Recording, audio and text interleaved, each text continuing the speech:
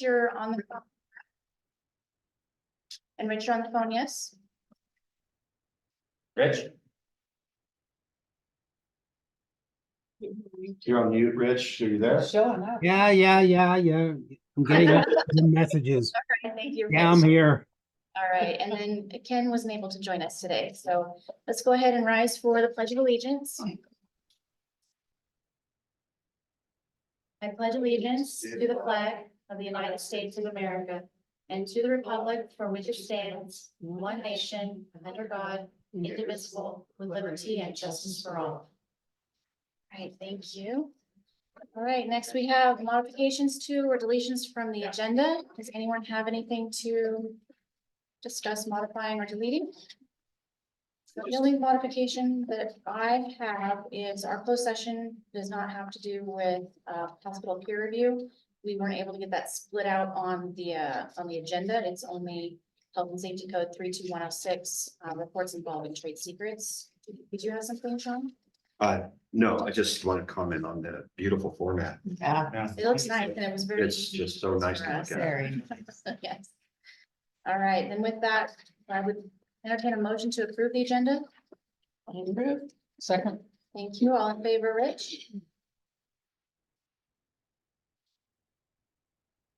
Rich, you approve the agenda? Right, Shelley, I approve it. Sherry, Yes. and I approve. Moving Okay. on, public comment. I don't believe there are any public comments stated prior to our meeting. Anyone in the room or online have any public comment? There was nothing submitted via email or phone call. Thank you, Debbie. Okay, then we will move on to our fiscal year 2023 audit presentation. And I believe we have Mr. Tucker with us.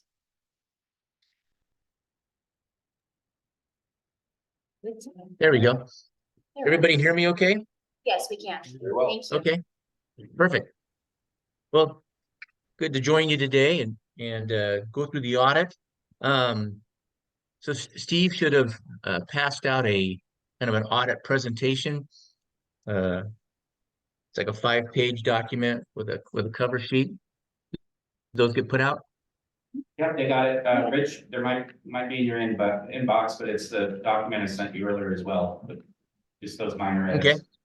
So I'll just go through that. If we open to page 1 of the presentation, now you should have you hopefully got the draft audit and were able to look through that Yes, and review that.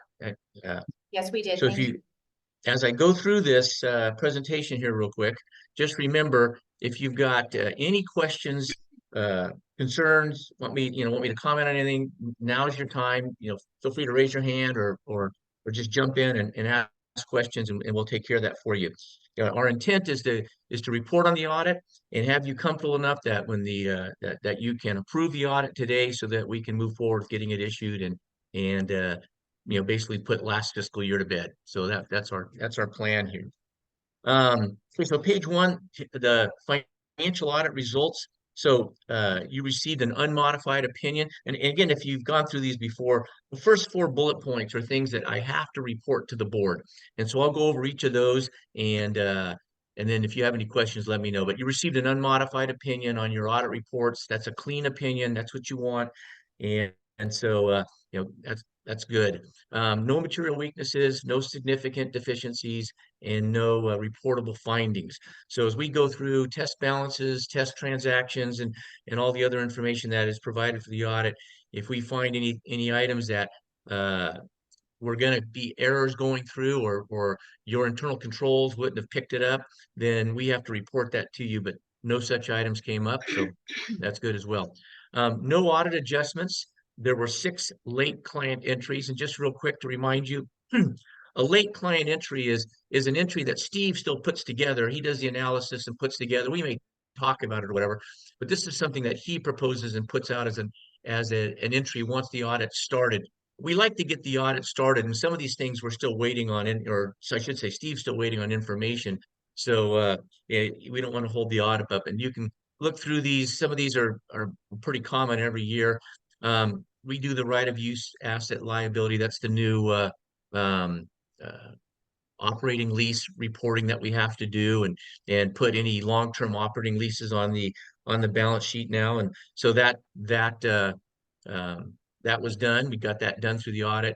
Additional bad debt reserve of 150,000 on legacy. That's Steve was just kind of waiting to see some cash coming in and whatnot, and what was going on with that, with the legacy AR. We talked about that. Shortly after year end, by September, Steve had to do some additional reporting on the COVID money through the HRSA portal, and we've talked about that before. And so once that reporting was finished up, then he could go back in and true up the deferred revenue and true up the settlements that pertain to COVID. And so you picked up about 1.9, almost $2 million in income on that. Through the various COVID programs income this year. And then of course we had the cost report. This year there was no impact on the cost report.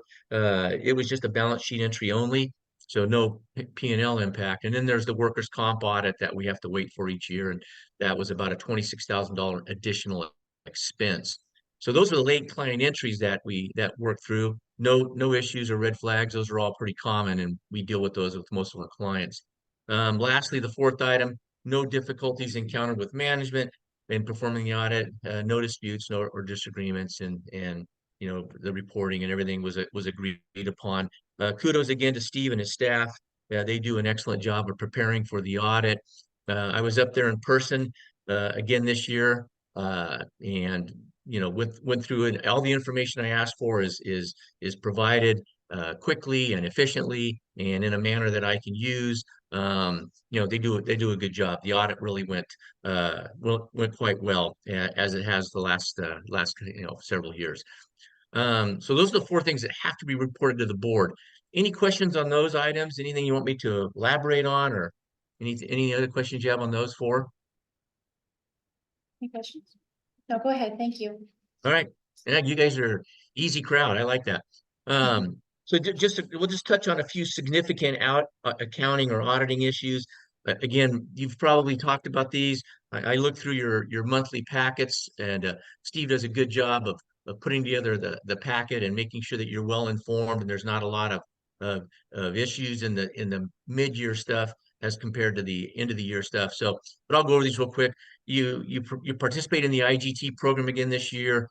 That's where you pay the money out and you get government funds back. You paid out about 1.5 million, made about 3.5, so you netted about $2 million in the IGT program. And we make sure that's all properly accounted for and reported, which it is. We're kind of coming to the end of the COVID-19 supplemental funding that, and the accounting for it over the, last several years, even though it seems like COVID was forever ago. There's still some reporting. So Steve has to go in on a regular basis and do this COVID money reporting, COVID funds reporting through this HRSA portal. And those are the requirements. He jumps through all the hoops and does all the requirements. And we look at this to make sure that the money that was paid to you turns into grants and becomes your income versus having to repay it to the federal government. So you picked up about $1 million on the deferred revenue and with the HRSA grant. And so COVID, I think, is pretty much done. Steve, you're pretty much done. Not much in the way of deferred revenue to bring in on COVID anymore, right? The last thing was that one entry we had that was a balance sheet only. It was phase. Oh, the $500,000 one? Yeah. Phase 4 is the last round of funding for us. We had through June 30, 2023 to incur expenses or report lost revenue. Nothing's been easy with this. The only thing that's been easy is putting the money in the bank. That part has been easy, but the accounting for it has been an immense challenge, mainly due to the timing of everything. So on September 30, when we are required to report, we still haven't filed our cost report.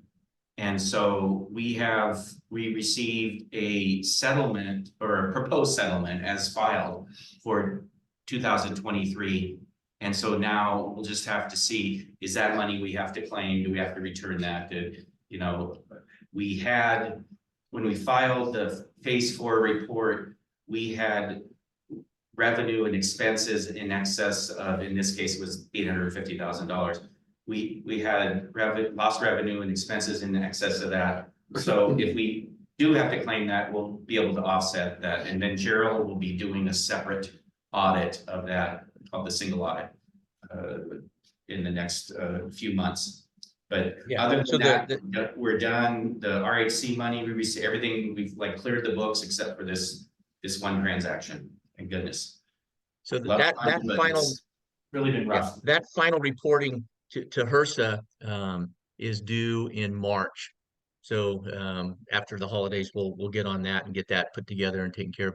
But so far, Steve's right. It is quite a bit of a headache. You know, the problem is that the government got the money sent out before they provided any rules or direction on how to report it or the timing and so on and so forth. And so, you know, Steve's done a great job jumping through those hoops and keeping you know, current and making sure that you guys have, that the hospital has been, you know, making sure that they do all the requirements to keep as much of the money as possible. Oh, I'm sorry, to interrupt Let's just see. a second. Yeah, Is there go ahead. any additional recognition of revenue or payments that we need to send back? Is that gonna? Right. So there's a last chunk of your COVID money. It's about $500,000. And that money, rightly so, Steve has taken a conservative position and deferred that for now. In other words, you've got the cash, but you've also got the payable on the books, or deferred revenue on the books. And we'll wait and see what the government ends up doing with some of these funds as they review it and whatnot, and he does his final reporting. You know, there's a good chance that you'll get to keep all of it or a chunk of it, but to be most conservative, it's best to just kind of keep that set aside and don't bring it into income yet until you get kind of the okay from you know, HRSA and the people that are doing the provider relief funds for COVID. So Does that would make sense? affect the next fiscal year. Okay. Yeah, that'll impact you in next fiscal year. That's right. Okay, great, thank you. The Dixie Fire settlement, that was accrued. I just want to make sure you guys understood that was accrued last year. You received the payment this year. So even though you got $658,000 payment received this year, it was already an income last year. You just got the cash this year. So that worked out finally. Lastly, the new hospital construction has started, and we looked through that and reviewed the documentation on that. At the end of the year, about 2.8 million had been spent already on the new project. And we saw the commitments to the USDA and the GEO bond commitment that was passed in your last election. Those loans have not been funded yet. I'm assuming that they'll come on this year or in the following year, depending on how the construction goes and where you are. Steve can probably answer that one a little bit more accurately as to when those will actually become loans on your books. Right now, it looks like May. Yeah. And that 2.8, just keep in mind, again, we're throwing all these numbers out at you. That 2.8 was June 30th, Yeah. whereas now we're up to Yes. darn near 5. Yep. You know, good news is you're getting a new hospital. Bad news is new hospitals are expensive. Isn't that the truth? Understatement. So, and then if there's no questions on that, what I like to provide is I do a quick kind of summary of what we saw through the audit and just kind of go over a few items, see, you know, bring to your attention any red flags that we might have seen. So the first page here is a statement of operations or your income statement. It's for the last 3 years. It's condensed. The audit numbers are condensed into this for you know, to make things a little bit easier. You can see back up to 2021 levels with the income, you know, 23 million in income. So a nice little jump from last year. And then you had about, you know, 22, but a similar jump in expenses, about 22 million in expenses. But your net income has stayed pretty consistent for the last couple of years. You know, 21 was a kind of an aberration because you had an extra, you know, $3 million in COVID money that was recognized in that year. And so now you're kind of, or 2 million, I should say, now you're back down to just kind of normal You know, if you take COVID out, you'd be at 700, 500, 645,000, which is very good. You know, we've noticed over the last couple of years, a number of our clients are starting to struggle a little bit as the cost of labor and benefits and other uh, impacts from increase inflation and so on and so forth as things are getting more expensive. Seneca seems to be doing a pretty good job of managing their expenses and being able to still keep their volumes up and manage their expenses. So, you know, your net income margin stayed the same for 2 years, about 3%. Your deductions from revenue went down a little bit. You're doing well with deductions. That's two things. One, you continue to work your AR very, that's a priority. You work your AR, your revenue cycle, team does a good job of working AR, and Steve maximizes all of the supplemental funding he can get his hands on, which is good. And whether it's dish money or IGT or QAF or whatever, rate range money, he jumps through all the hoops and makes sure the reporting's done on a timely manner, payments are made timely, and then all the money comes back in. That helps tremendously. Bad debt, not a lot of change in bad debt. That's pretty reasonable. And you can see your labor and your labor as a percent of expenses and as a percent of net patient revenue stays pretty consistent from the last 3 years, which again is a real plus. And even your supplies have stayed pretty reasonable with a lot of the costs going up. So all in all, just a good year, a good just a good year. No red flags, no issues that we noted in the audit. Any questions on the statement of operations? I have a question. Yes, go ahead. I think it's under the interest expense. It Yes. was significantly more for 23. Right. So what that is last year, you'll notice it ticked up a little bit last year, then more this year. So a new auditing reporting requirement kicked in last year, where all leases, any lease that the hospital enters into that is material and longer than a year, has to be treated as what really kind of a capital lease or as financing. So up until last year, some of your leases, they qualified as just rentals. You weren't going to purchase the equipment. You were just basically paying a rental, and and when you rent the equipment for 3 or 4 or 5 years, a copier or whatever, then you turn it in and get another one. Well, that's not how it's reported anymore. So what happened is last year, but that was the first year, and they had a couple of leases that qualified. And so what happens is part of your lease, they take the lease and basically turn it into a financing. So part of that lease payment turns into interest. And then you had another large lease that you entered into this year for a piece of medical equipment. I'm sorry, off the top of my head, I can't remember what that was. Pyxis system, that's right. So now that kicks in, and we'll be we have to do an adjustment each year that takes part of the money out of lease and rental expense and moves it down to interest, like as if it was a regular a regular uh, debt or whatever you want to call it.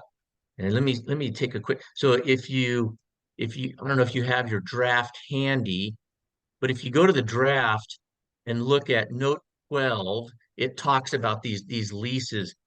So you've got about last year we had one lease, it was about $109,000. With this new lease coming on, you have about $287,000 in leases.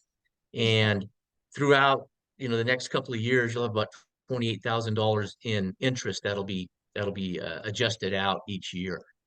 I know that was kind of a long response, but I just wanted to make sure you're clear. Does that answer your question? Yes, thank you. Okay, Very thank you. clearly. Good Thank you. question. And also. And they did this in the interest of making things more transparent, I guess. But I think it makes it more difficult. The calculations are a little bit difficult and whatnot, and I'm not sure it really helps that much. But anyway, any other questions on the statement of operations? And then also, Yeah. our expenses related to our new hospital build wouldn't show in our statement of operations. Is that correct? No. So that'll show over, well, if you want to go to, since you're in there and you're in the draft, if you want to go to page 23 on the draft, Mhm.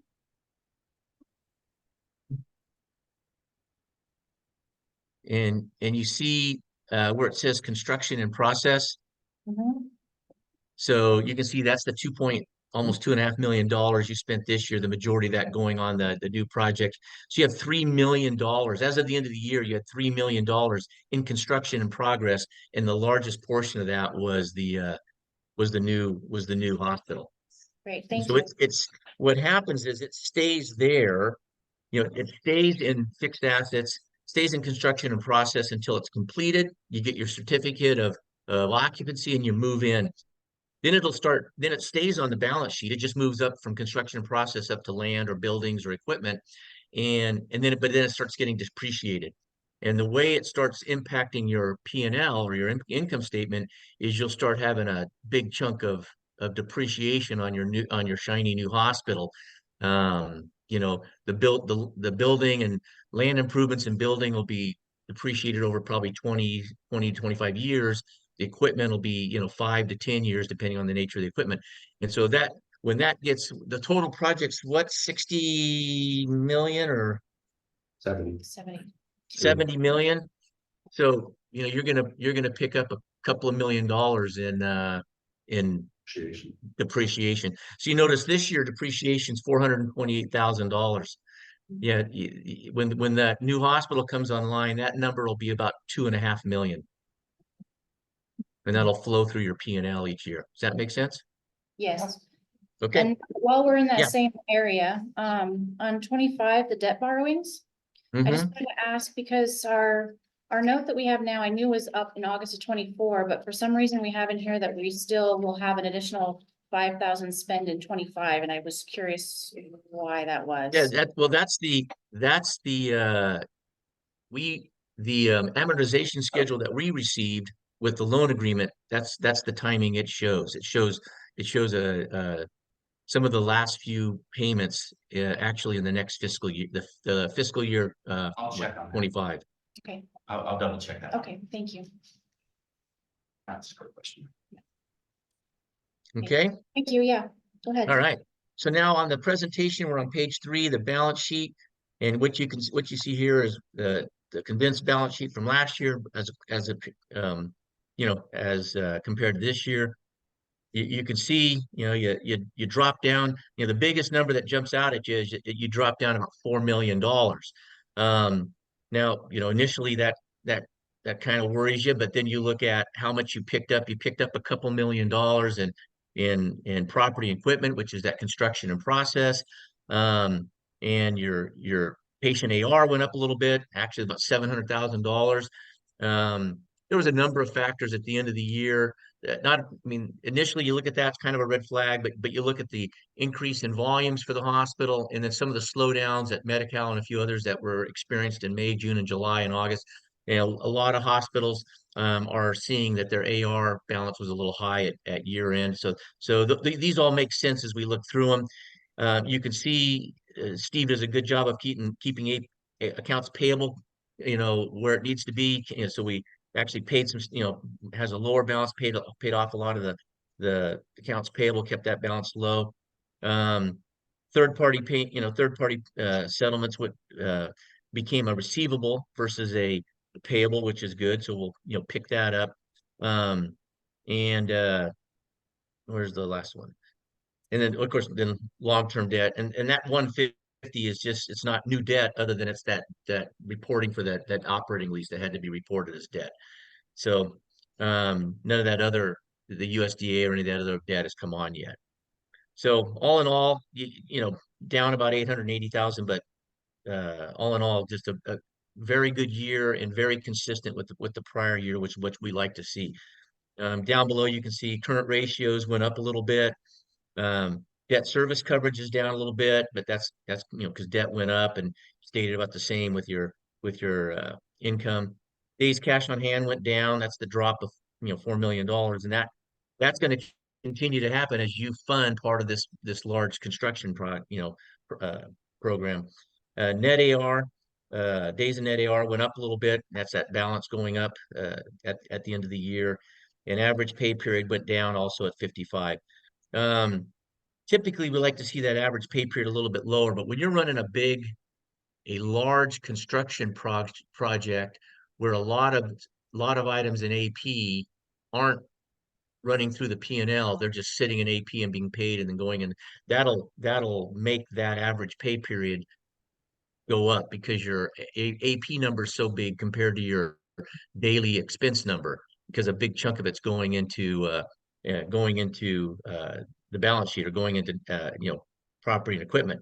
If you eliminate all of the payments to your vendors that are working on the hospital, then you'd be right in line with 30 to 40 days like like you normally were. Okay, any questions on that? So, Gerald, I'm just gonna talk to the board for a Yeah. second.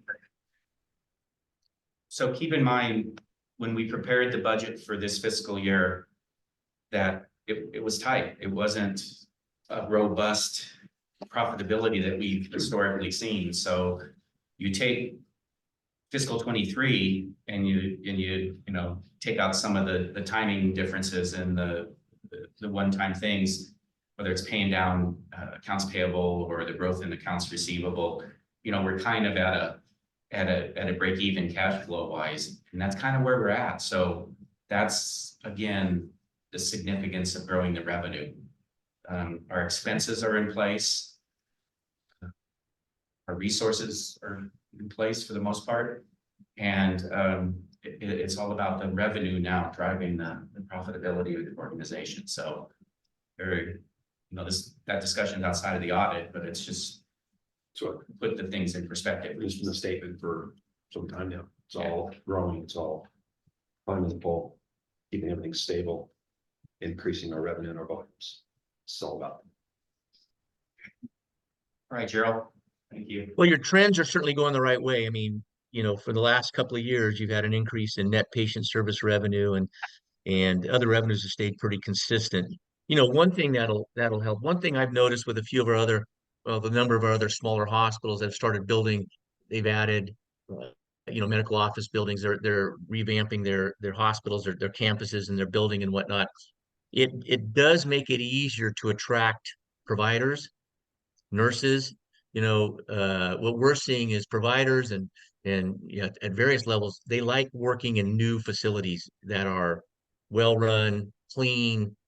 They've got office space, and it's just it's just kind of, I guess, human nature. So that'll, as you finish up that project, it'll do two things. One, I think it'll help you recruit and retain providers, as well as other employees, and it'll keep continuing to increase your share of the healthcare services you're providing in the district.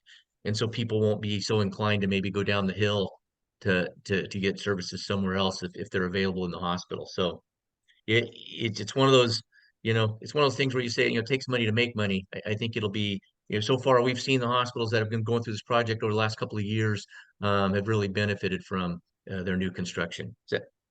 So, okay. Last page 4, it just compares the ratios and percentages that we already presented. On that peer hospital average, that line, I take other June 30s and successful June 30s that are similar in size and kind of payer mix to Seneca and 3 other hospitals, and I just average out what their results are to kind of see how you stack up. The benchmark's just something we put together in our office after 40 years of doing hospitals, of kind of a minimum of where you need to be if you're going to keep the doors open and continue to be a viable entity. And you can see right down the line, you're right in line. Everyone's kind of making the same decisions and doing the same things right now to keep moving forward, and Seneca's no different. You're just doing a nice, good, consistent, steady growth, not doing anything too crazy or any no knee-jerk reactions, which are good. I don't know if I need to go all each of those, but you can see your bad debts right in line, deductions from revenues right there. Your labor and benefits expenses are very consistent. Supplies are consistent. Your current ratio a little low, but right there. Nothing to worry about. Debt service coverage is good. Days cash on hand is still good. Everyone's starting to cut into their cash reserves that they built up over the last 20 and 21 with COVID for various projects, or like Steve was saying, fund AR, different things depending on timing. and average pay period has kind of started to move up, because a lot of them or a couple of them are in construction projects as well. So you know, you're still doing pretty, you know, doing well there, considering you're right at the beginning, you're starting to incur a lot of costs for that project. Any questions on those comparisons, benchmarks, any questions, any more questions on the audit itself? I'm happy to answer as best I can. If not, that concludes my presentation. Cheryl, I have a question. Yes, I'm fairly new to looking at this. This is my first audit. okay. Oh, okay. Okay, possibly. Congratulations. Yeah, but I don't understand the deductions from revenue percent, and I see the benchmark is not applicable. So can you explain So, that a little well, bit? it's not applicable because there's no set payer mix. So a deduction from revenue is, you understand that the healthcare industry is very unique in that you never get what you charge, right? Yeah. So if somebody comes in, you know, someone comes in for a procedure and you bill Medicare that procedure and your charge master says that's $1,000, Medicare is going to pay you $460. If it's charged to Medi-Cal, Medi-Cal is going to pay you $300. If it's charged to Anthem or one of these other insurance companies, they might pay you somewhere between $400 and $500. Um, and so the difference between what you charge and what they actually pay, what you contract with them to pay, is called a contractual allowance or a deduction from revenue. And so every time a bill drops, Steve knows that he's not getting that $1,000. He's getting $300, $400 on that bill. And so what you want to do is you want to manage, or you want to monitor that deductions from revenue so that it's as low as possible. And that's done by making sure that everything you do is billed and every bill you send is paid. And that that in and of itself is if I don't know if you've got any revenue cycle people in the room there, I can't really see, but you know, from admissions to, you know, patient management, your billing coordinators, your billing company that you work with, it takes a real concerted effort to keep your deductions from revenue nice and low and manageable like that. But and then also, like I said before, Steve, he jumps through all the hoops to make sure you get any supplemental money, you know, whether it's IGT or QAF, you know, a quality assurance fee, or, you know, or dish money, whatever, you know, that all helps keep those deductions from revenue low and keeps your net patient revenue up. This, So does that make sense then? Yes, so it sounds Okay. like we did better in 23 because of all the work that we've done around. I'd like to say, Sure. I'd like to say that 2022, I wish I and this could is see. where the impact of the supplemental money comes in. Yeah. 22 is when DHCS Oh, changed the supplemental programs from fiscal to calendar, and so we received less supplemental payment. And so it's a scary example of what happens if that supplemental payment goes down. It boom, Sure. it moves that number directly. And it was more in line with I think 21 was on there if it was. It no, was, no, it's not. It was more in line with 21, so, okay, but yes, Yeah. credit to our revenue cycle Yeah. efforts. all the work, And Cerner, we had 1 month.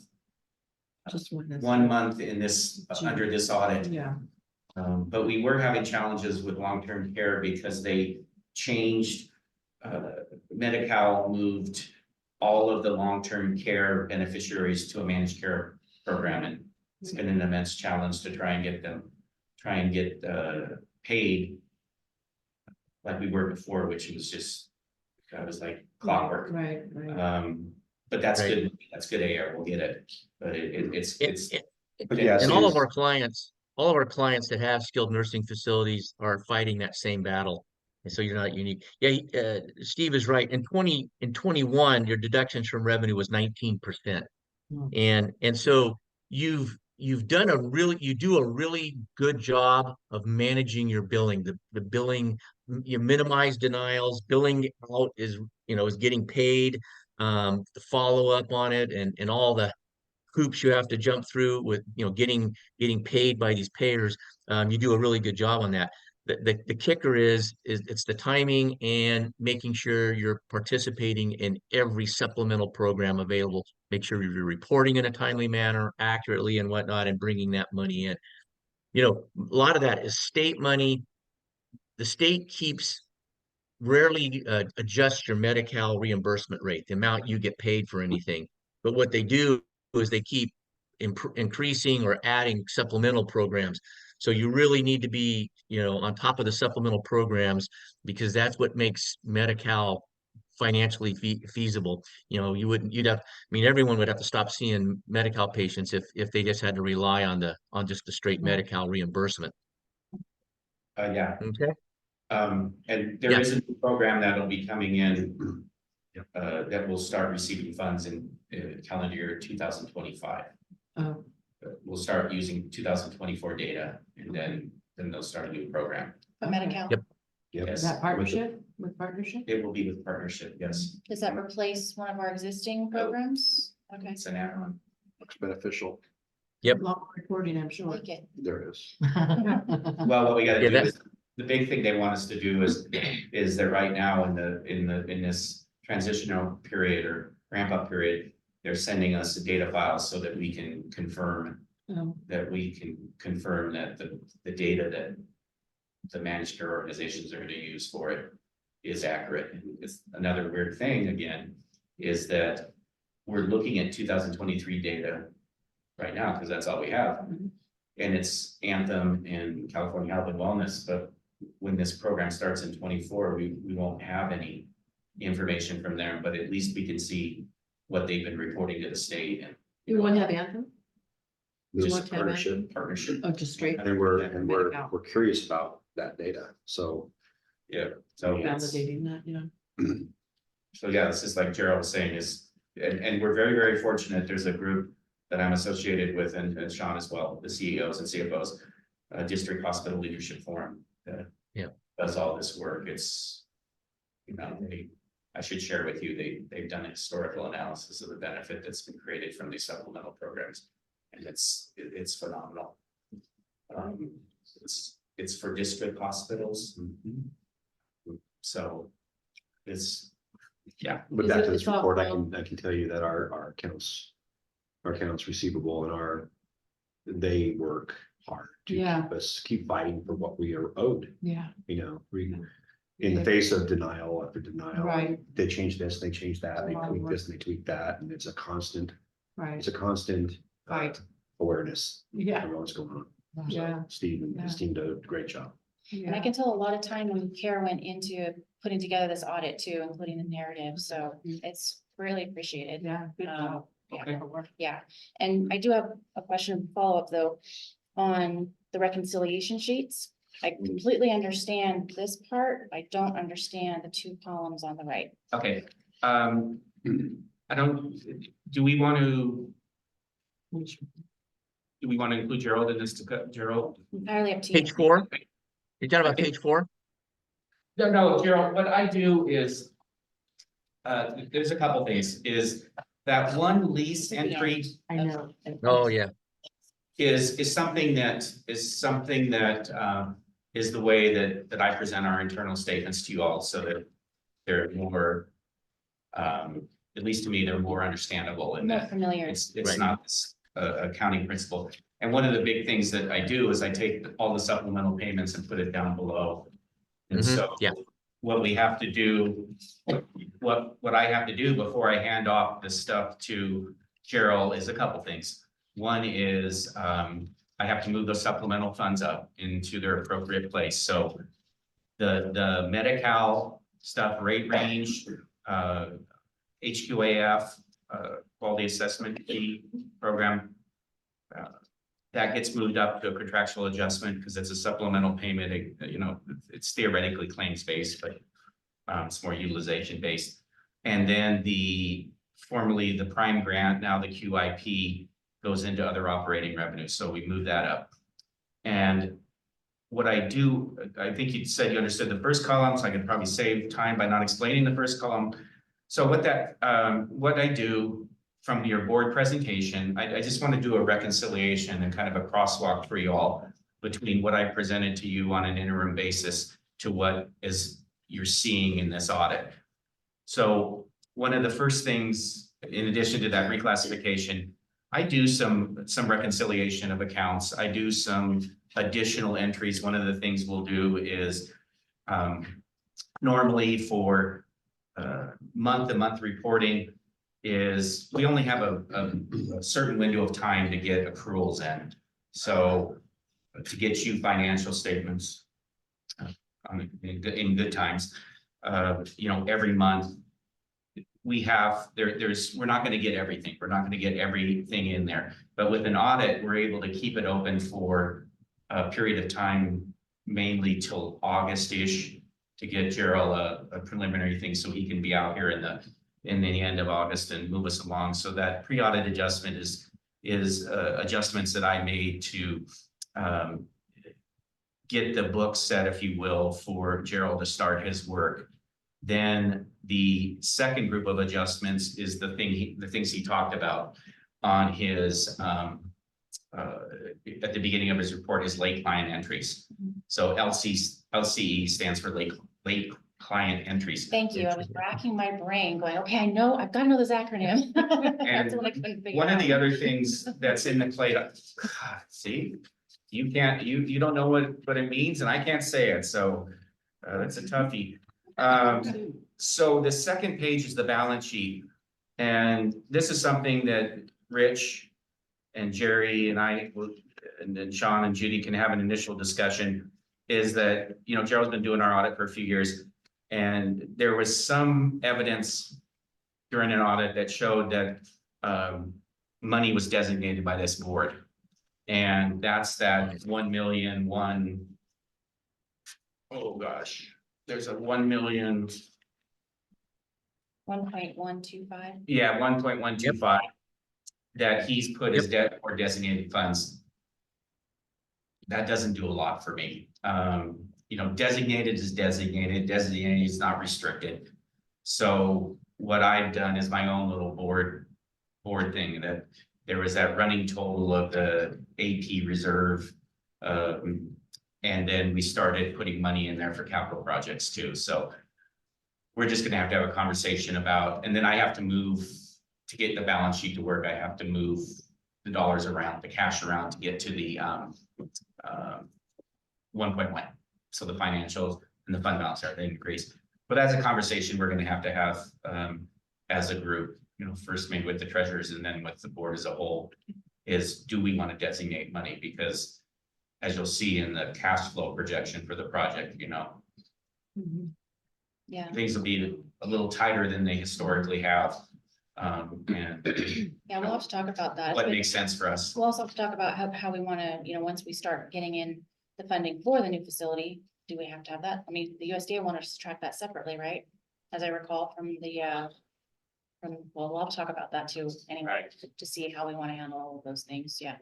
Agreed, treasurer's meeting's probably the best initial forum. So that's it. That's that document, the methodology, the Thank you. LCEs, like client entry, and that's it. Do appreciate being able to see the adjustments and where that happened. Right. It makes it a lot easier for me to understand when we're looking at the audit, because I go, wait, I thought it was this when we saw it at the end of June. So, yeah, thank you.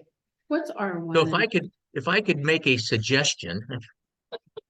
The $1.125 million that's in restricted, that was done by the board several years ago.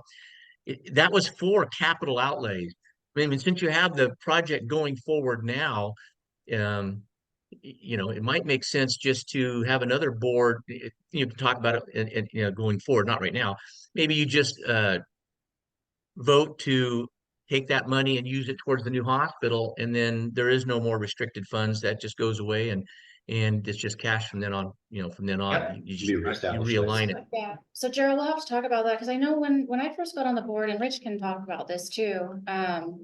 There was one board restricted fund line item on here, and at the time it was to make sure the facility had a certain amount of cash on hand for operations, for emergencies, maintenance, things like that. And then after I was on, we added this other category because we had extra cash. We wanted to make sure that it didn't get just funneled in operations. We wanted to make sure it was used for equipment and replacing things that needed to be replaced. So that's why those two funds were on here, just historically. And So either for- way, I'm fine, either way, capital outlay or save it for a rainy day. Either one of those are good practices. Okay.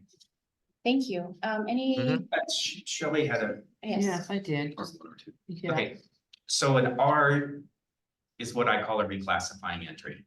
It's not an entry that we're necessarily generating to record an adjustment. All the numbers are the same, we're just moving dollars from one Oh, spot to another. Okay. So okay, got it. I should teach accounting, huh? I was looking for a legend. Is there a legend? Where's the legend there? Creative accounting 101. No, don't listen. Okay, right. right, I think that's Board it. have any other questions, comments? Rich, do you have anything? No? No, very good.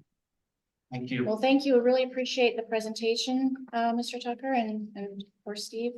With that, I will entertain a motion to approve the fiscal year 2023 audit. So moved.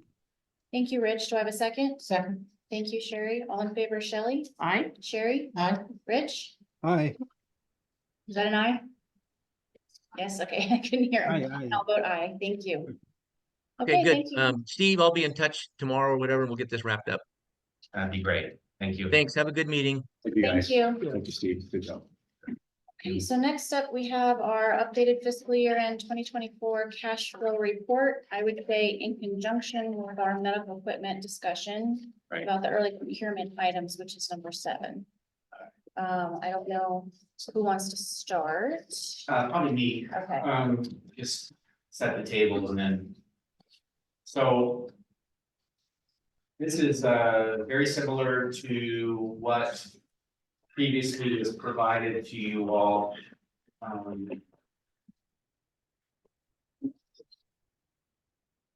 Rich right over the header there. So.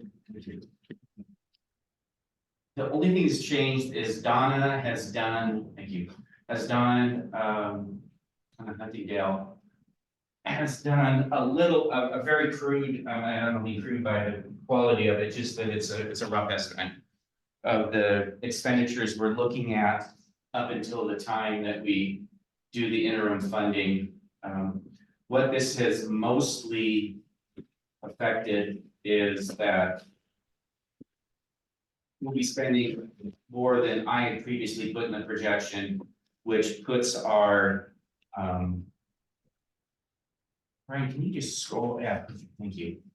One more, just, there's a, yeah, see, now it's gonna put, it's gonna, busy worksheet. bottom line.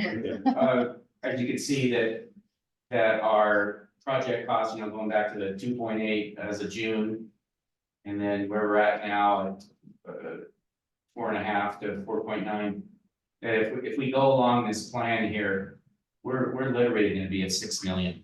If we spend at this level, which it's unclear what will happen. And so what I've done, and this is the part that's very difficult to put this out there. With too much certainty, is that all I've done is under the interim funding equity contribution and what you were talking about, Jerry. A little bit, is that the USDA has asked us to put $8,060,000 in a project account when we do our interim funding. Well, that's our full equity contribution. The way this is playing out, we're gonna already have 6.1 to the project, and it's a question we've asked of the USDA, and I think they're okay with us considering that this spend satisfies our contribution. Thing that's not clear, and this is what we're working on, is that 1.9 million in the somewhat lower right corner. Thank you. We don't know yet. They're still kind of really fine tuning what the interim funding is gonna look like. And the good news is that as soon as Gerald puts a final signature on the audit, we can send that to Piper, and that'll be part of what they're gonna send out to the request for returns. So it gets the process going of looking at folks to provide the interim funding, at least on the certificates of participation, the $24.9 million.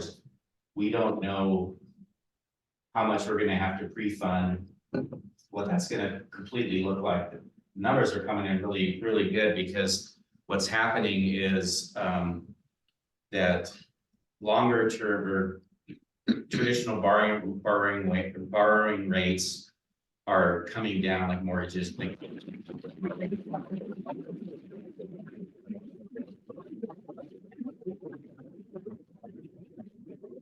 the financial or municipal advisors are saying is, man, you know, our effective interest rate on this deal could be quite low. Because we'll, you know, if we draw, we're gonna earn money on those funds that we have. And then that will offset the interest cost. So the numbers just moving constantly. So we won't know where that arrow's at, what that number's gonna look like and how this is gonna play out until, you know, early 2024, when we start getting some responses on the funding and all that. So So that- our hope is the 1.9 may drop is what True. we're saying. well, I think we're always gonna have to go to the, yeah. Well, I wish there were straight Hoping, answers I say around here. hoping. You know, I don't know. Basically, the USDA is asking us to put up $8,060,000, so. I think what we're hoping is. The. Deferred financing on the second round, the geo ban, the 42 million, when we put that out. That's the one that we're hoping gets really knocked down in that, you know, by putting up 8,060,000, we're pretty well covered on that piece of it. We'll see. So when we get the interim funding proposal or the structure, what we'll know what this is gonna look like, and then of course, there's a great dynamic with the project itself as far as the timing and what we'll have to spend between now and the interim funding, because yeah, I'm just rambling. That's So- not till May, huh? Yeah, that's kind of what I was gonna say, is that our vision is that the actual construction will be paid with the interim funding when we draw it in May. It's kind of the way we're at. And so that's why we don't know what's in that new bill. Obviously, we need to we need to finish the design, which had about $300,000 or so that's in there. So it's short story long, that's kind of what that represents. As far as the equipment, I can pass it off to Judy. But right now, unless something's changed since we had the last conversation, I haven't put in dollars in there other than potentially the 2 stretchers. So to be paid with our equity versus part of the interim funding, using the interim funding that we get in May. So. What do you mean 2 stretchers? The gurneys. 2 gurneys. Oh, literally stretchers. Yeah. Okay, gotcha.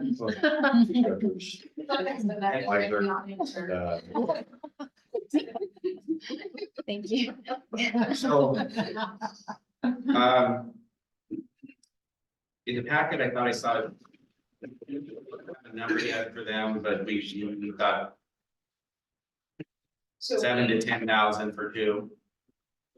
7,000 to 10,000 each. Okay, so we're still fine. Yeah, we only got the quote this morning and it was a kind of a confusing quote from Stryker. And they didn't list any GPO or anything else on there, and I think they gave us every single available option.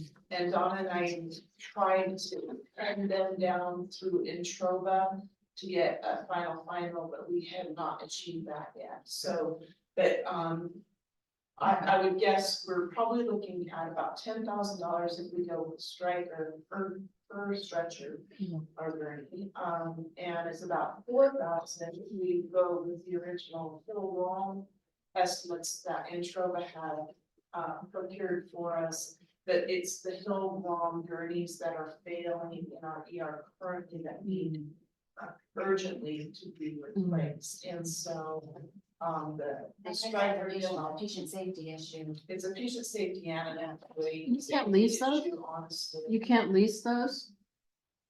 And get them, maintained by the company?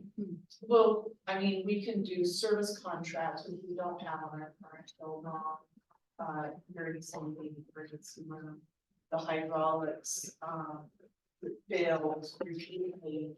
And the design of the gurney themselves, once the hydraulics fail, as a nurse, sometimes the placement of the braking system is what is most critical for us. We can't get to it. We simply can't get our feet under there, because of how far down the bed goes and where the placement of the brakes are. It's just a very poor design. And so we decided to look at the Stryker one. They're significantly more expensive. But again, we don't know how many of the bells and whistles we might be able to take away from the book that they sent to us. That we think that Stryker does have a much superior product. I was just wondering if it was cheaper to lease than it is to purchase.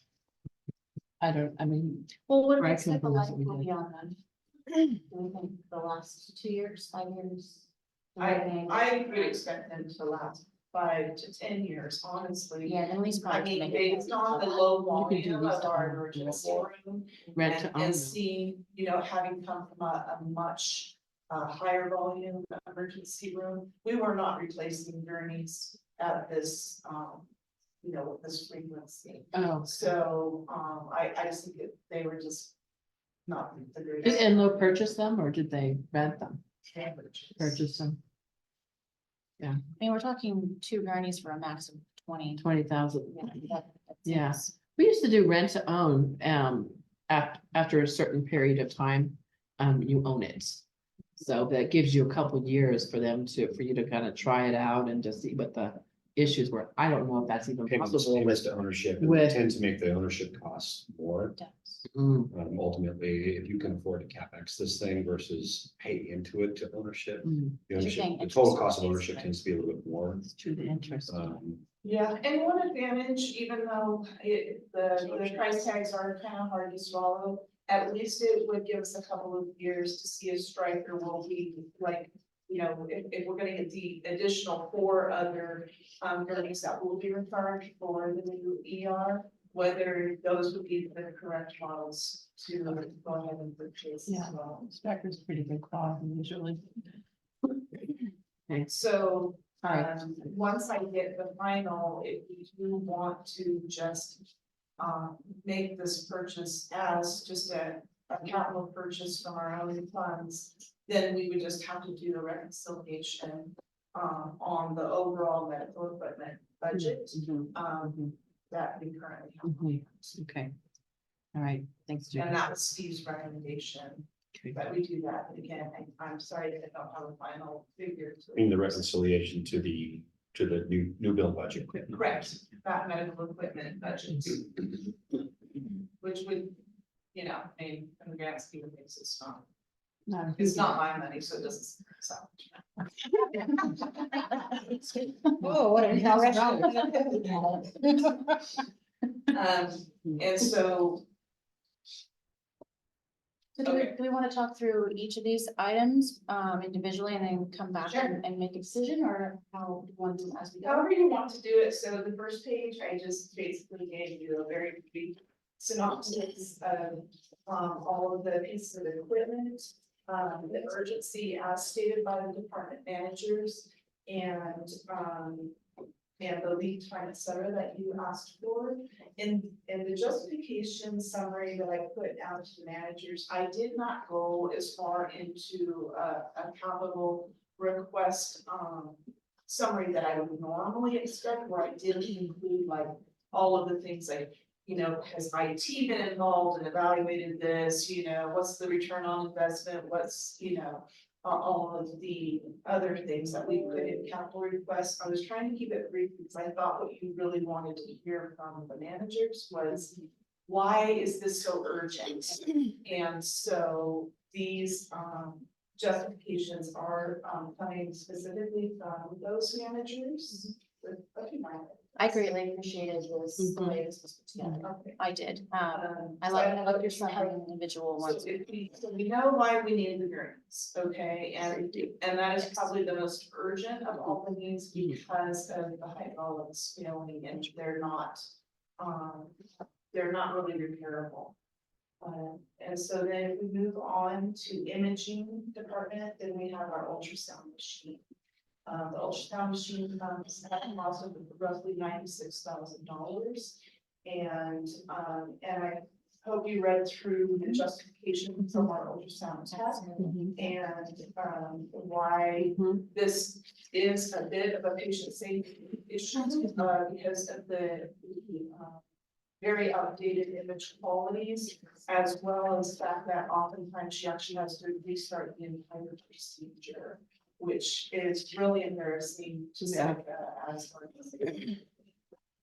So she did a really good job with that.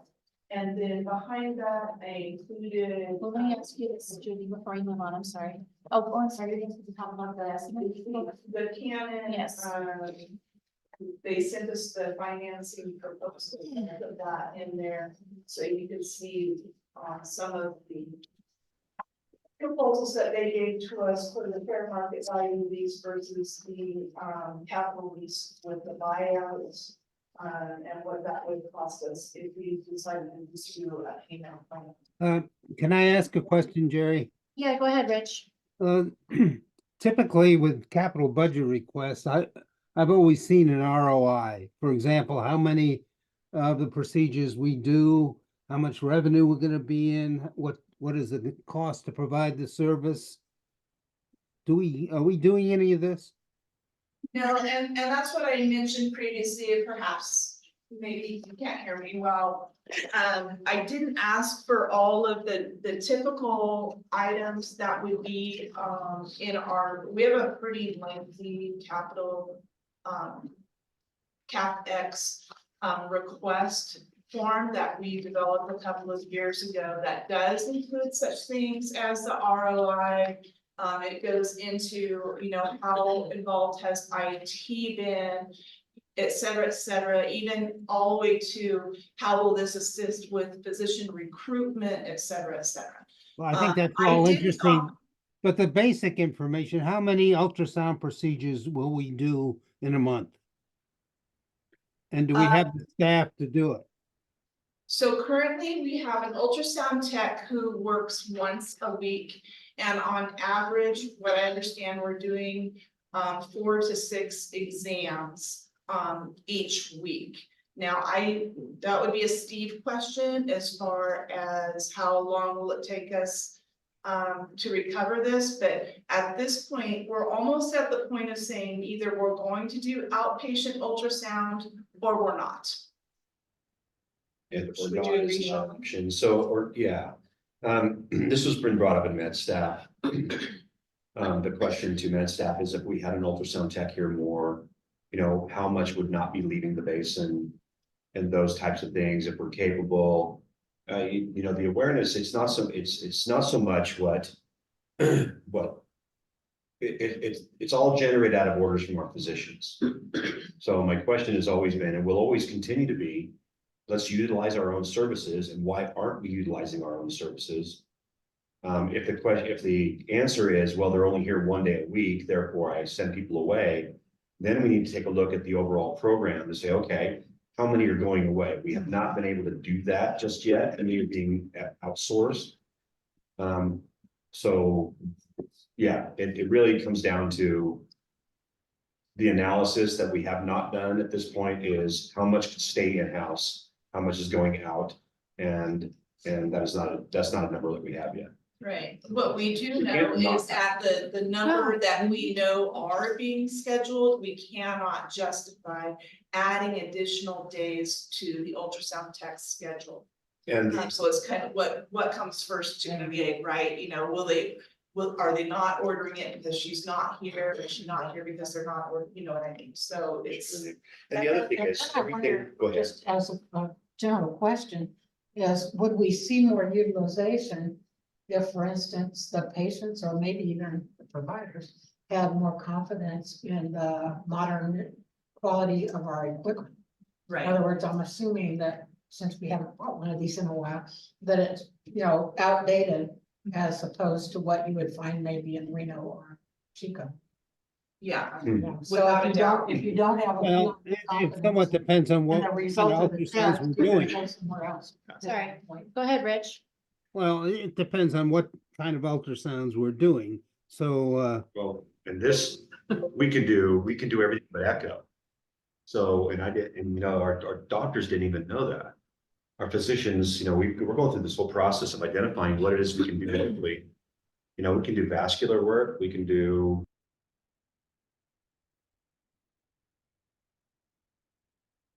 lost the sound. So it's a tech issue.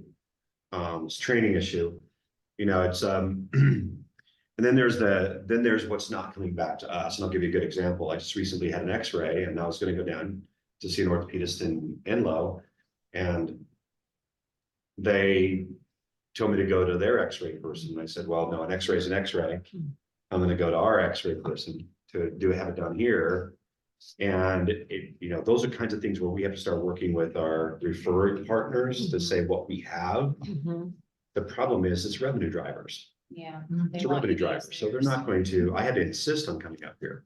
It was a revenue driver. So we're not going to be able to capture that.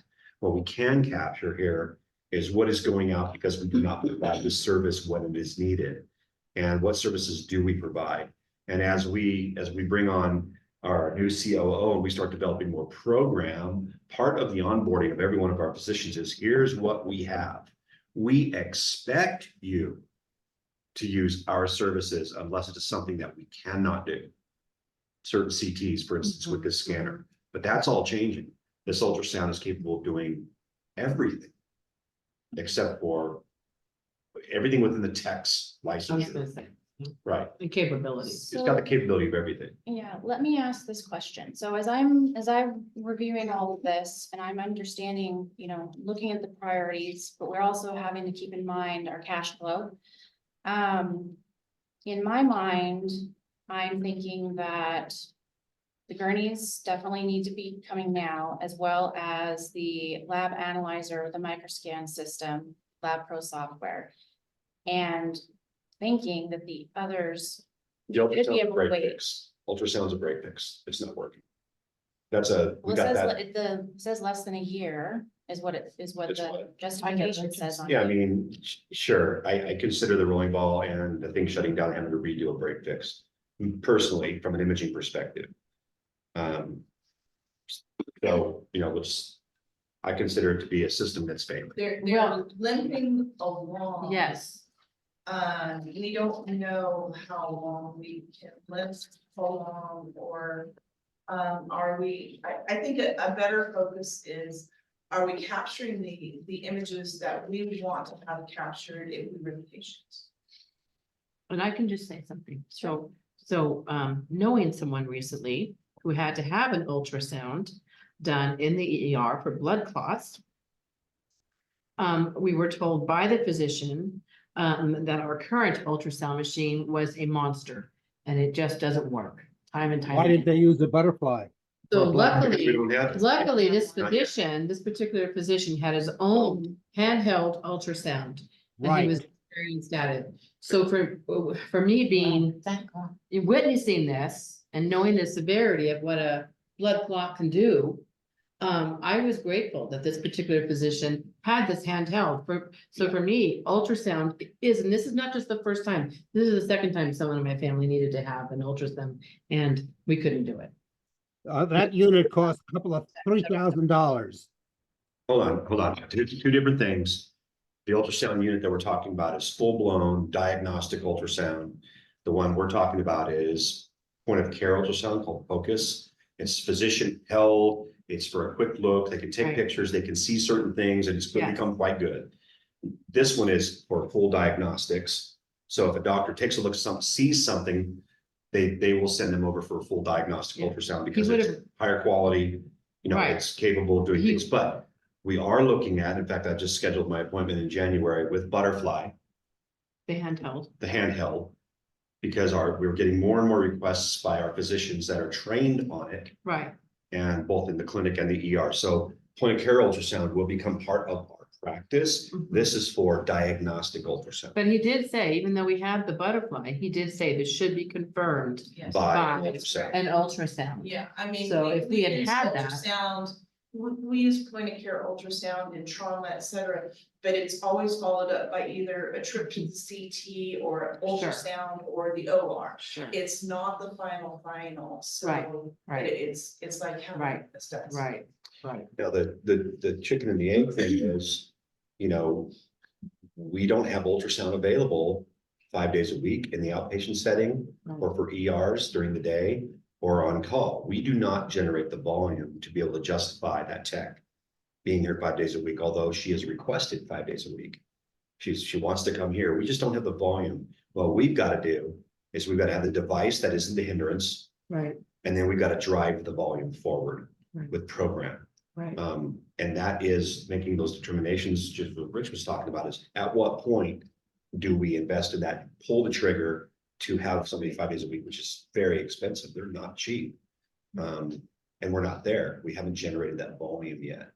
And whether it's the device or lack of availability or the chicken or the egg, or, you know, not using our own services, is something that Mhm. I'm going to put firmly We're- on the we're- plate of the We're CEO. not even, we're saying our ultrasound is garbage, you know, we kind of shoot ourselves in the foot too. Right, Oh, we got, well, we can't say. because that we- goes out then. Yeah, Didn't we get it from, let's see, wasn't it, That's what it yes, says. it was new. didn't they give us one? Let's see, not right there. Okay. So you're right. And it seemed to me being conscientious of Right. cash flow. Yeah. You know, in a time when cash is king. It's always decisions around. Well, and I just brought that Growing. up because, you know, once once somebody goes out, then they're established in that system and it's hard to get them back in. So, You also run the risk of losing your only ultrasound tech on staff. Because she's getting increasingly more frustrated about Right. the equipment that she's, you know, subjected to use. She's been really wonderful about it, but she was kind of getting to a breaking point. Yeah. When, prior to even asking her to write this justification, I had already received a huge statement of concern from her unsolicited. Mhm. So there's that, you know, like I said, we may get to the point where we just cannot offer outpatient ultrasound. So that is another bullet point. Yeah, we can't, in my opinion, we can't start diminishing program. Yeah. We just, I mean, I agree, but to your point, we want to It's a prioritize. mistake. Yes. But if we, and I'm looking at the proposal, if we were to do the dollar buyout capital fees, then the monthly payment would be 43.40. Can't do I that. really hope we could swing that. What? We We would- can't or don't want to do that one because we would have to take it to the USDA and ask them if we could correct. incur the debt. I am gonna look at the fair market value lease because that's treated as operating lease, even though Gerald plunks it on the balance sheet when he does the audit. Yeah. I think a fair market value lease, we might be able to get around. Okay. I had a thought though, and this is just a finance guy, you know, you have some real patient satisfaction and care challenges in front of you. If we really did wait till May and use the interim funding and just buy that, and heck, throw in a Butterfly too or whatever. But, and then use that as an opportunity to potentially ramp up the business. And work with our providers. We could have, we know we're gonna have another provider here shortly First year. and get them on board with, Make a big splash of it. yeah. I don't know, that's just a a thought that I had, plus it kicks into next year's budget too, so,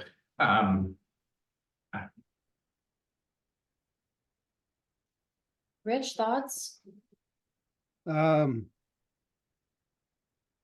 You know, I still believe we need to know how many procedures we expect to do in a period of time. High and low, so that we can, yeah, as the treasurer, I'm looking at, justifying these kind of purchases. I know we say, well, we need one because one's broken, but. And I'll go back to the comment was made earlier. I had a situation with a friend who thought she had a blood clot, and I called the hospital to see if there was ultrasound service, and there wasn't any.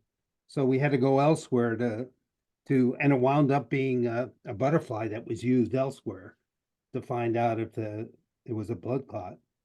And Jerry, I've been on this butterfly click for a long time because it's such a cheap investment, a few $1,000s, and it gives you some capabilities in the ER, and probably also in long-term care if you're trying to find veins or whatever. Yep. Yeah, I know, they're certainly useful. Well, I mean, what's so difficult of coming up with a projection on how many procedures we might use? I was gonna ask, are we able to, our data in Cerner is so new, there's not gonna be a huge amount of it. I was gonna ask if there was some way for us to determine how many ultrasounds we or our doctors order in total, that we might be able to capture in-house. Think, Better. in the Now comparison maybe to what go was, down. what was sent here. I would like to see what Yeah, like goes out. what's ordered and what we're serving here versus what is going elsewhere. If there's possible to do that, How would you find out? It's just ordered by our doctor. Yeah, I would look at the orders number of placed orders versus how many. and the number of, And some then of we them don't could be know. scheduled to come here, Well, but I was gonna say, I think you have to look at the registrations first, because it's possible we could be getting patients with an order in hand that didn't come Yeah. out of our clinics, Okay. so. I think registration might help with that, I don't know. That'd be a CPT, wouldn't that be a CPT? It is, well, it's a whole, Data it's mining? a range of CPTs, yeah. Yeah.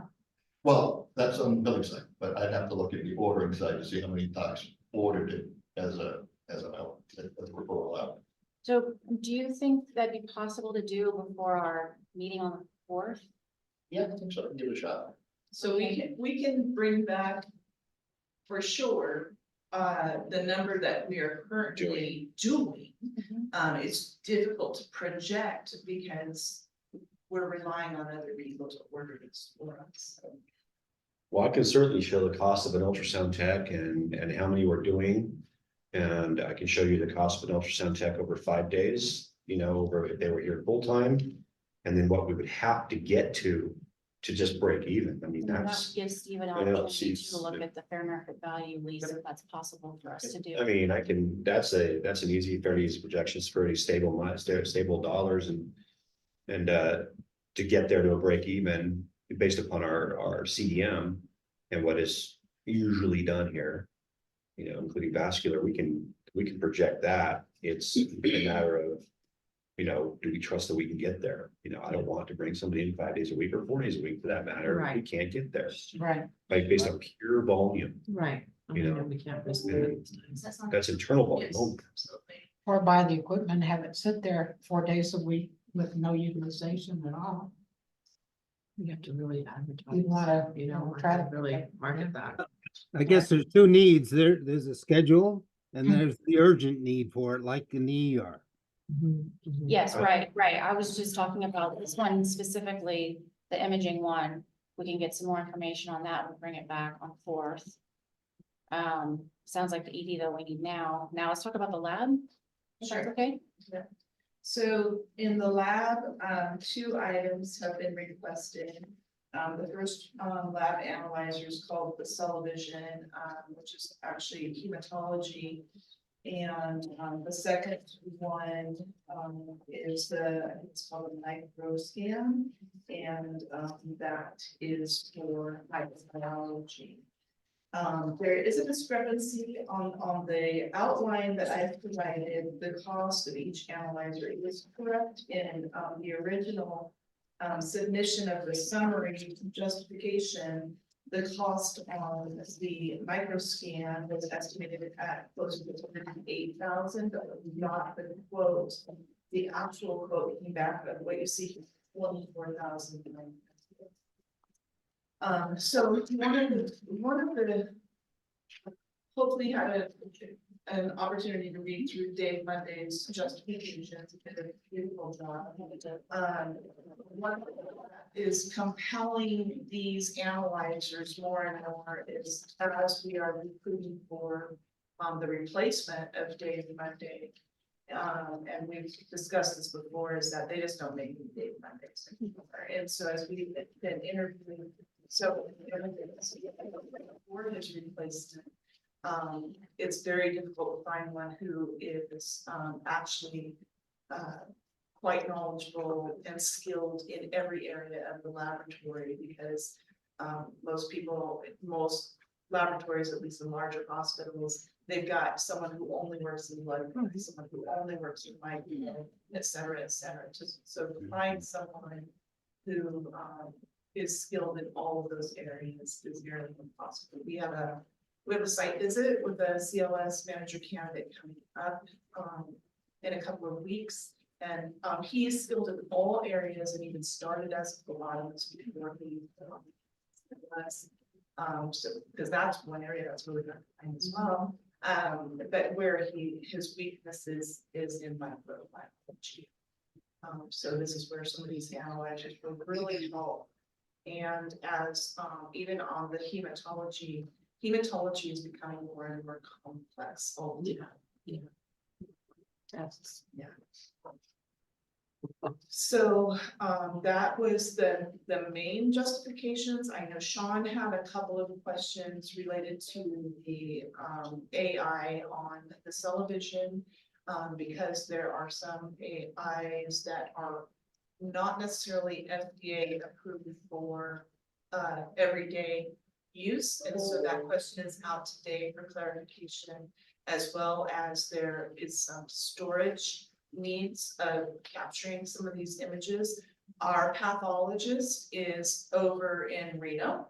And so the hope is that we're able to integrate or interface these in a manner where Dr. Mindy could just jump on and take a look at these remotely. But you know, how are we going to store these? Where are they stored? All of those questions. Again, I didn't go heavy into any IT component on these justifications, but they're excellent questions that once the purchases are approved at whatever, we always go through those steps of getting IT, and if Cerner has to be involved in all those things.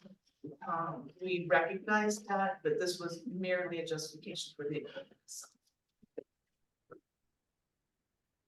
And am I following my analysis on that one too, that one was more important than the other for him?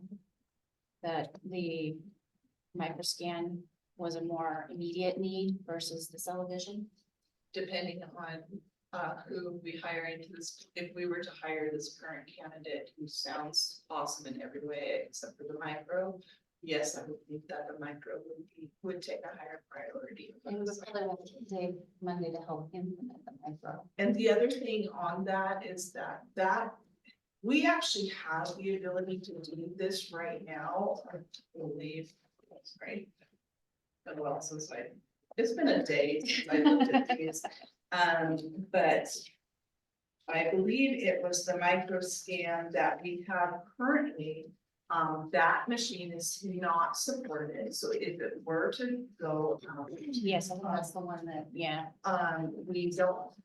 It was going to be carried over to the new hospital as existing equipment, where the television was actually new purchase.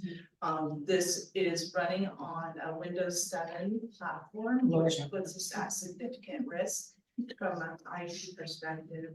And so that's another reason why the micro scan takes a much higher priority over the two analyzers. Now, I think The Celavision had these add-on options. Are those things that we're talking about wanting to add now, or can we No. add those later if we This want is to? something that Dave wanted to put on our radar, Is something we as could- something we could do in the future as, you know. We, again, we're all in the MODOC mentality of we're gonna build it, and they're all gonna come. And, yeah, and CLSs are hard to find, and just being able to automate as many things with the technology that's Yeah. available. These are things he wants us to have on our radar, because he probably won't be here. And do you know at the point in time at which we acquire the Celavision, would we be able to add those later? Those options? Yes, Okay, yes, bring the data, yeah. okay, great, thank you. Yeah. Any other questions on the laboratory devices? Is the auxiliary interested in any of these purchases? He wants to know if the auxiliary has had any conversation with them or assisting with any of these items. No, we have not. These would be very appropriate wish list type items. We have a little bit of time. They usually, I think we usually submit our wish list items to them in March. And last year, they were able to gift us roughly about $35,000. So that would cover the cost of nearly of either one of these analyzers that we wanted to kick it to the wish list. Thank you. That answer your question? Yes, thank you. Right, so sounds like our last one on here is the surgical services, this endoscopy, direct endoscopy.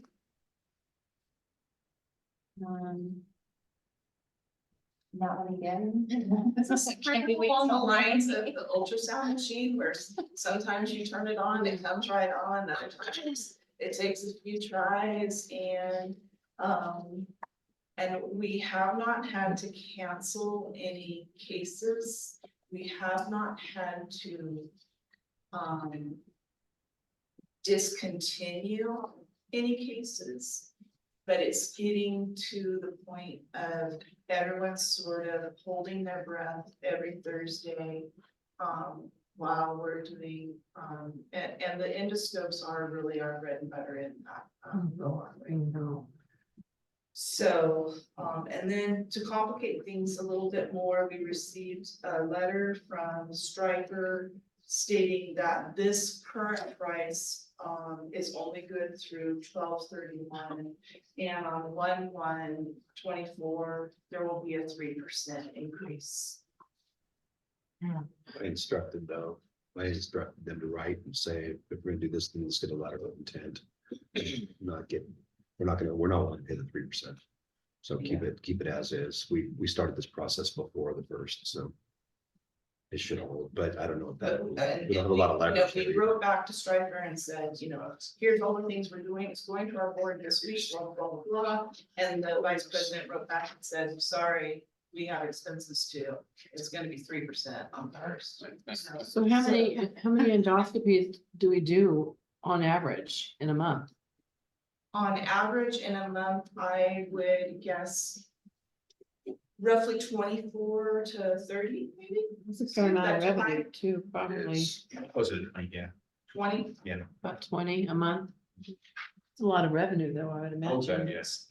Yeah, Yeah. it's, we need to support that department, the 160. Yeah, it's not only, it's not only direct revenue back, but we have a lot of population health ties where we get additional payments for our participation, and this is one of the population health indicators that we've selected.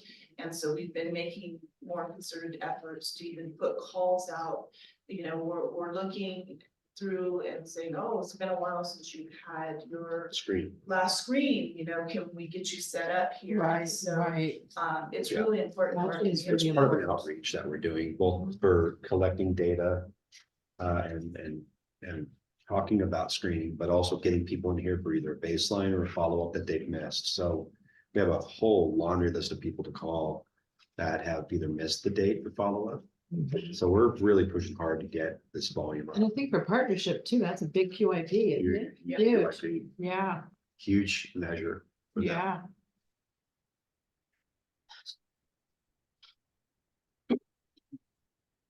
So we can continue to limp along. We cannot continue to limp along for till August of 2026.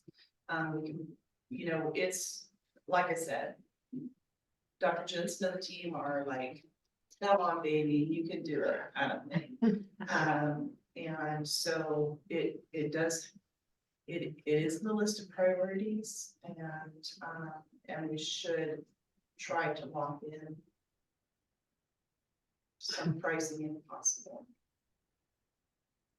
Now, their quote is good until we say we're gonna buy it, or it's good until we pay them? Like, what's their, We sign up, get a PO, the commitment, we sign the contract saying, yeah, we're gonna buy this. but it could Then we be, get its delivery.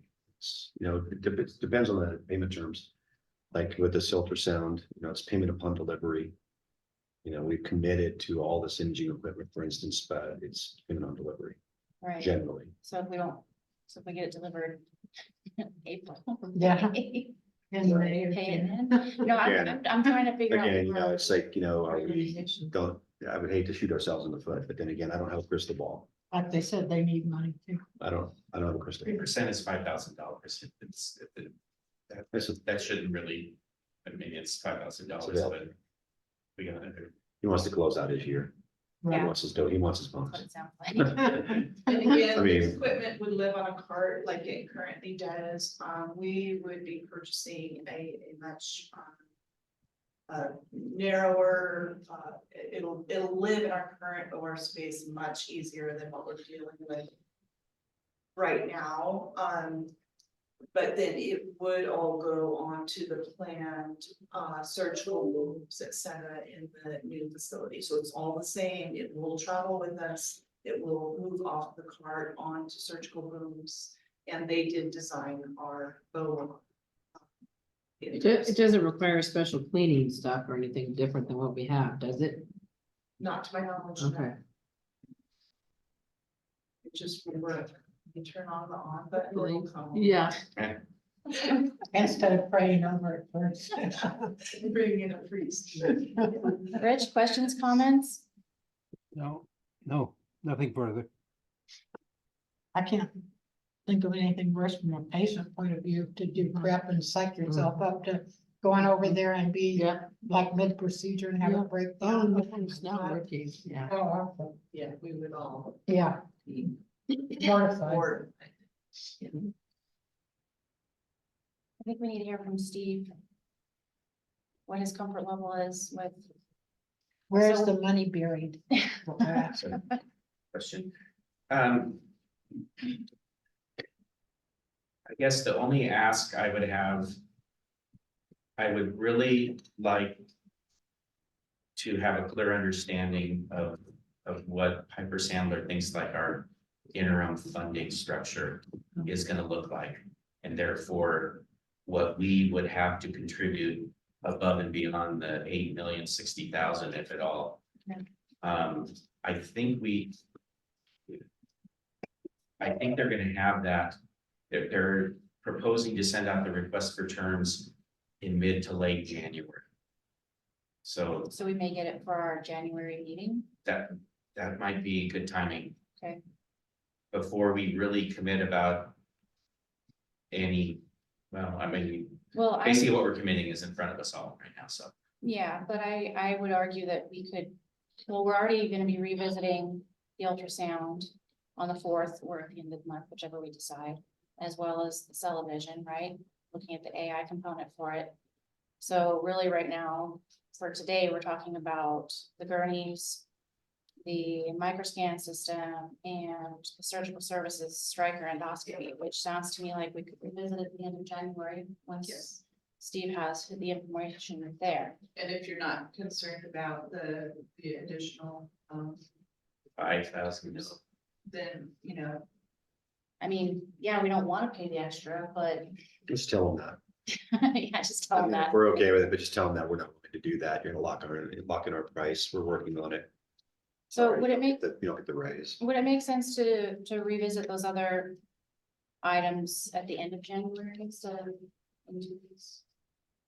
Yeah, I think Go what around we- like the only thing that really, I think is a little more urgent is we need to figure out this whole striker thing, get the ER. The gurneys and the Taken care of. micros. It's a safety issue that, yeah, that, I think that trumps everything else. Yeah. So my suggestion would be that today we approve moving forward with purchases of the 2 transport stretchers for the lab analyzer microscan system.